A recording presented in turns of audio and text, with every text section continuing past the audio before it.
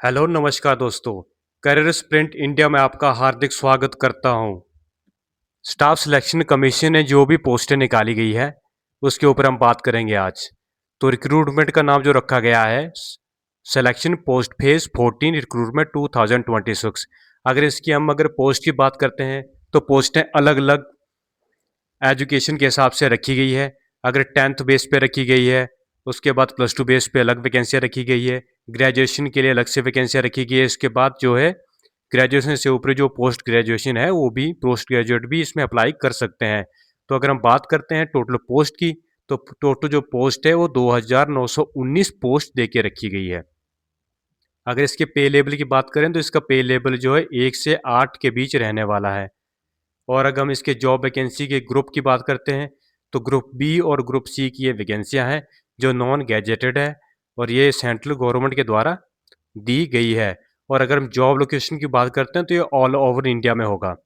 और अगर इसकी एज लिमिट की बात करते हैं तो एज लिमिट जो रखा गया है वो एज लिमिट हर पोस्ट के हिसाब से अलग अलग रखा गया है। तो अगर पोस्ट वाइज इसकी रेंजेस की बात करते हैं तो 18 से 25, कई पोस्ट में 18 से 27, कई में 18 से 28, 18 से 30, 18 से 35, 20 से 25, 20 से 30, 21 से 27, 21 से 28, 22 से 28, 23 से 28 अलग अलग जो है एज रखी गई है, जिसकी भी मिनिमम एज 18 है अगर देखा जाए तो, और जो मैक्सिमम एज जो है 30 रखी गई है। और अगर हम इसके आगे अगर बात करते हैं इसके एप्लीकेशन मोड की, तो एप्लीकेशन मोड जो है ऑनलाइन रहने वाला है। और आप इसके ऊपर जो इसकी ऑफिशियल वेबसाइट है www.ssc.gov.in के ऊपर आप जा कर के एप्लीकेशन फॉर्म भर सकते हो। इसके अलावा आप जो एसएससी की मोबाइल एप्लीकेशन है उसके ऊपर भी जा कर के भी आप अपनी फॉर्म फिलअप कर सकते हो। तो अलग अलग इसमें आप क्रोम ब्राउज़र में जा कर के भी अप्लाई कर सकते हो और अपने मोबाइल के ऊपर एसएससी की एप्लीकेशन डाउनलोड करके भी आप अपनी फॉर्म फिलअप कर सकते हो। अगर इसकी डेट की बात करते हैं तो डेट जो है 13 अप्रैल 2026 से स्टार्ट हो चुकी है और जो इसकी अंतिम तारीख है वो रखी गई है आपकी 4 मई 2026 तक। जी हाँ, 4 मई इसकी लास्ट डेट फॉर्म फिलअप की है और आपका जो पेमेंट लास्ट फीस पेमेंट की डेट है वो 5 मई रखी गई है। और अगर हम एप्लीकेशन की करेक्शन विंडो, अगर आपकी किसी भी प्रकार की आपकी एप्लीकेशन में कोई गलती हो जाती है तो आप इसके लिए करेक्शन विंडो जो है गवर्नमेंट ने 11 मई से लेकर 13 मई 2026 के बीच में रखी गई है। आप अपनी जो भी गलतियां हैं इसमें करेक्शन कर सकते हो। और अगर इसके जो भी कंप्यूटर बेस्ड जो एग्जामिनेशन होगा वो जून 2026 इसकी एक्सपेक्ट रखा गया है कि इसमें जून 2026 में हो सकता है।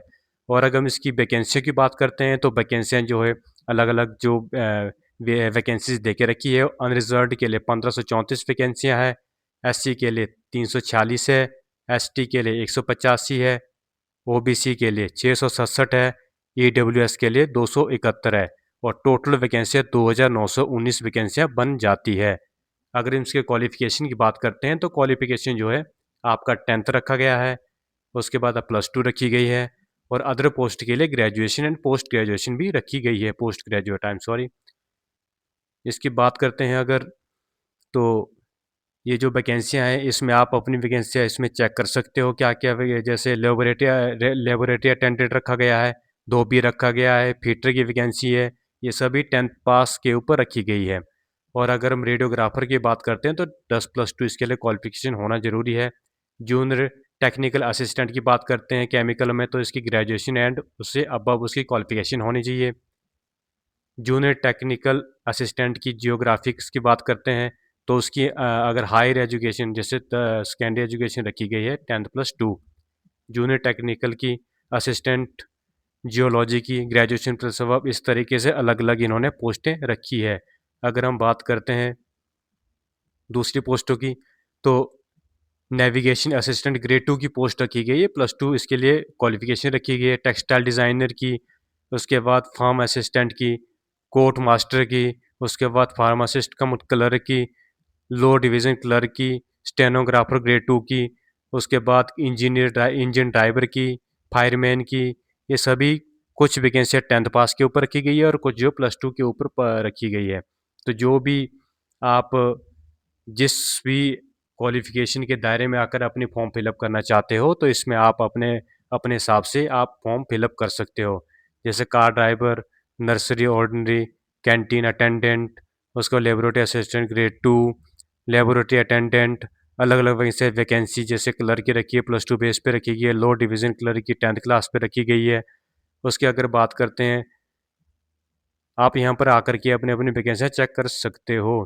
तो जो भी कैंडिडेट जिस भी पोस्ट के लिए अप्लाई करना चाहता है, वो आकर के इस पे कर सकता है। उसमें आपको एसएससी की साइट के ऊपर जाना पड़ेगा। तो आइए अब बात करते हैं हम इसके जो एज रिलैक्सेशन दे के रखा हुआ है।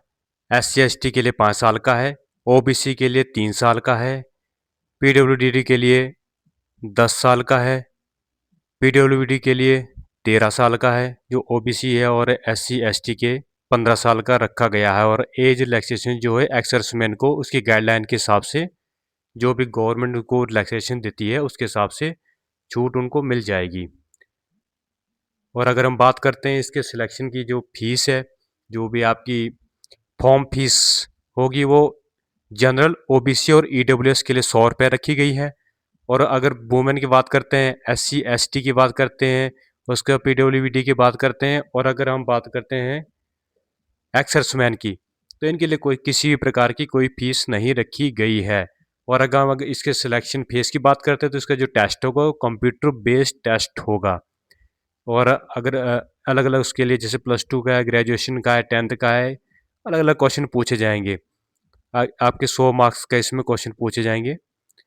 25 each from general intelligence, general awareness के, क्वांटिटेटिव के, उसके बाद एप्टीट्यूड के एंड इंग्लिश लैंग्वेज के, इसमें से आपके क्वेश्चन आ सकते हैं। और इसकी एग्ज़ाम ड्यूरेशन की बात करते हैं, एग्ज़ाम ड्यूरेशन जो है आपका 60 मिनट का होगा। उसके बाद कैंडिडेट है 80 minute for eligible candidate using scribe. There is negative marking 0.50 mark for each wrong answer. उसके ऊपर आपसे स्किल बेस्ड टेस्ट पे पूछा जाएगा। और अगर इसके बारे में बात करते हैं नीचे अदर वैकेंसियों की, तो वीडियो के ज़्यादा लंबे होने के कारण अगर आप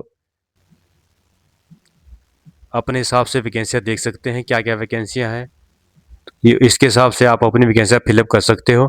अगर आपको ये वीडियो अच्छा लगा हो तो आप प्लीज़ वीडियो को लाइक करें, शेयर करें और सब्सक्राइब करना ना भूलें। आपका दिन शुभ हो। धन्यवाद।